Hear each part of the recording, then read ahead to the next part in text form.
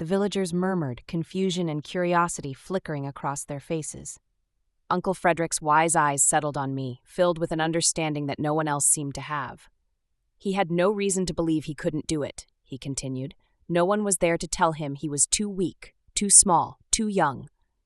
His words hung in the air, heavy with meaning.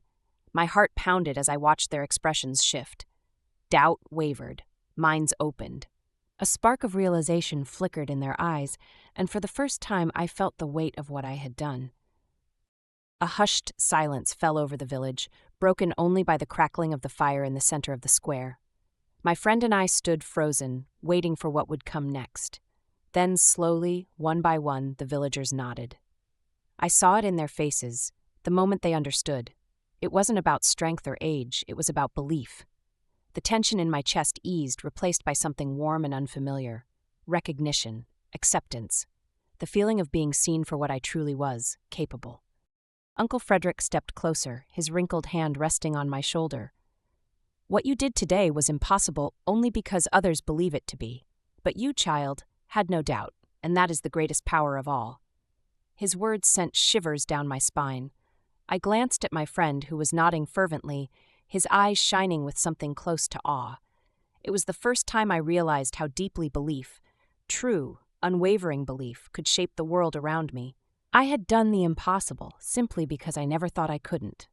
That night, the story of my feat spread like wildfire.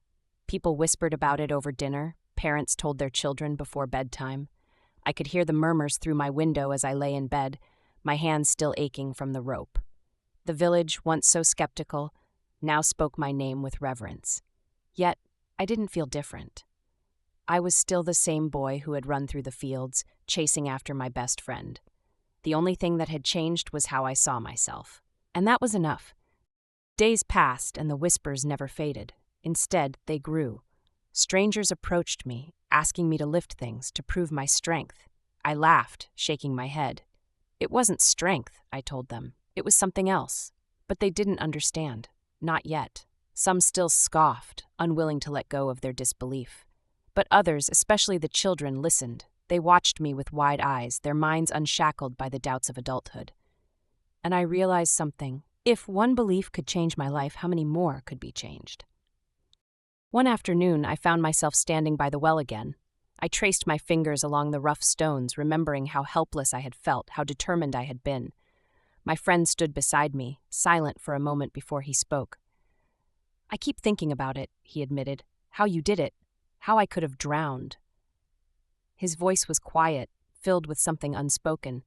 I turned to him, waiting. But mostly, he continued, I think about how you never hesitated. You just acted. I want to be like that. I want to believe like you did. His words settled in my heart deeper than I expected. I smiled, looking out toward the fields where we had played. You already do, I told him. You just have to remember. And in that moment, I saw something shift in his eyes. A realization. He wasn't the only one. Soon, others in the village started testing their own limits. Children climbed higher in the trees. Adults tried things they'd long abandoned.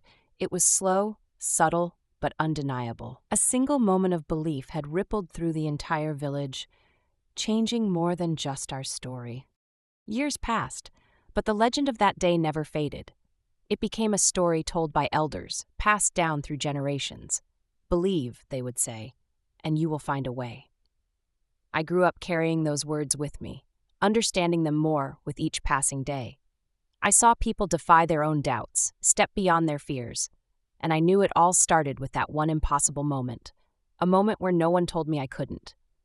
That thought stayed with me, shaping the way I lived, the way I faced challenges, and I never forgot. As I stood at the edge of that well one last time before leaving the village, I ran my fingers over the old weathered rope, the same rope that had nearly slipped through my hands. I closed my eyes, inhaling the scent of the earth, the memories rushing back. I had been just a boy. But in that moment, I had been something more. And the truth was, anyone could be. Strength wasn't in the muscles, it was in the mind. In belief. I turned away, a soft smile on my lips, carrying that lesson with me into the world beyond. And so, the lesson remains. The only limits we have are the ones we believe in. If no one tells you that you can't, you will discover that you can. It's not about what the world thinks is possible. It's about what you believe. Doubt weakens, belief empowers. And somewhere in a village just like mine, another child will one day stand before their own impossible moment. And when they do, I hope they remember, nothing is impossible if you refuse to believe otherwise.